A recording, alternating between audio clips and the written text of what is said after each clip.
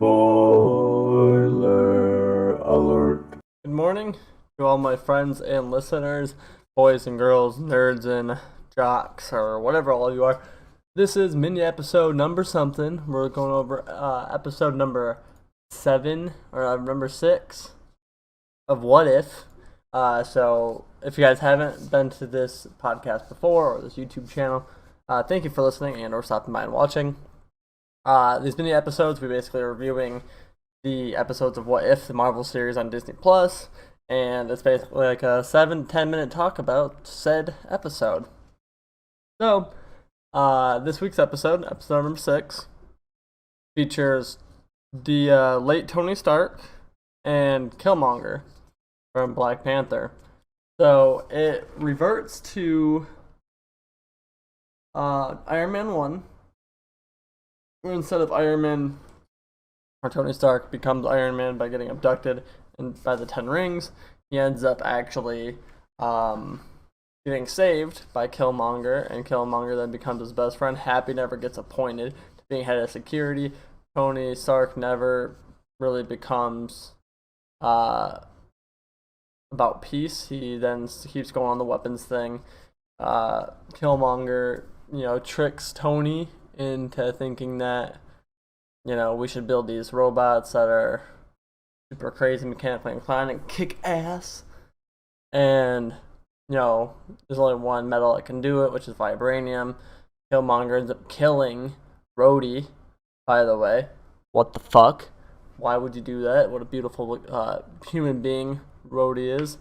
But nevertheless, all that stuff happens. It then goes on to after he kills Rhodey, and then Tony Stark could piece it together because he has obviously technology and eyes on everything.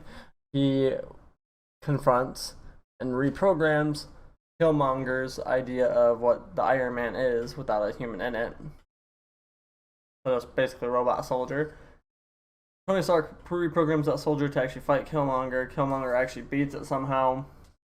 Killmonger then kills off Tony Stark. That's right, Disney did Tony Stark dirty again.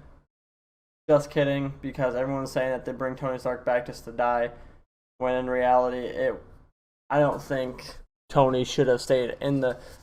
I think they wrote off the character of Tony Stark or Robert Downey Jr. as the actor off very well. We'll get into that in another video or another podcast, but people are making the jokes about, they brought him back just to do him dirty. Not necessarily the case. But we'll talk about that later. So, Tony Stark gets killed. One of the characters from Wakanda, I forget the name. I think it's T'Challa's sister. Never mind. I'm skipping something. Killmonger then goes to Wakanda with these robots. He goes to war with them to try to get the last vibranium. Apparently, the U.S. Army wants it. Tony Stark's already dead. Pepper Potts knows something is up with Killmonger. She just can't quite place what it is. Everything seems too perfect about him because he's playing everyone really well.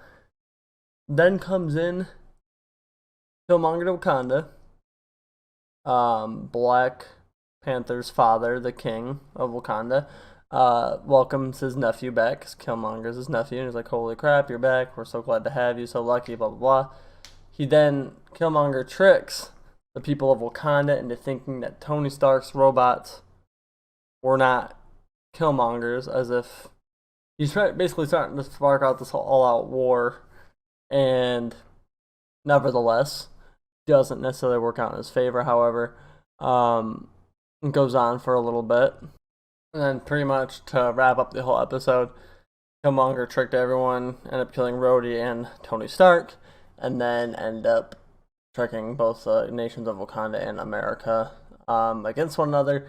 And Pepper Potts and Black Panther's younger sister are out to prove who Killmonger really is, and that wraps up the episode.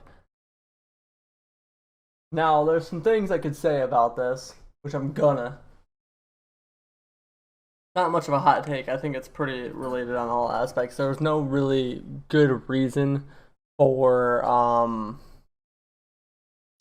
the episode was fascinating in the sense of, okay, you had Killmonger kill off two main MCU characters, Other than that, there's no plot twist that has you thinking. There's no however. So that is it for this. I would give it probably a 6 or 7 out of 10. The idea is fascinating.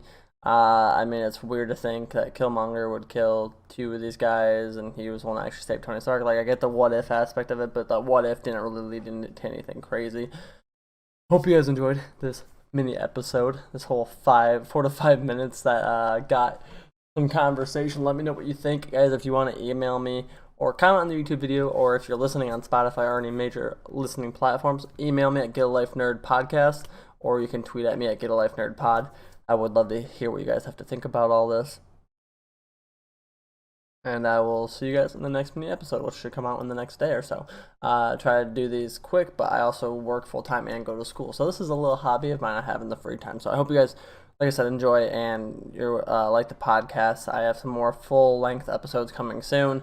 Just trying to plan it out to where, it's a good solid talk through rather than just kind of off the top of my head, which I'm not the best at. So I'll see you guys in the next mini episode where we review What If number 7. I'll see you guys then. Bye.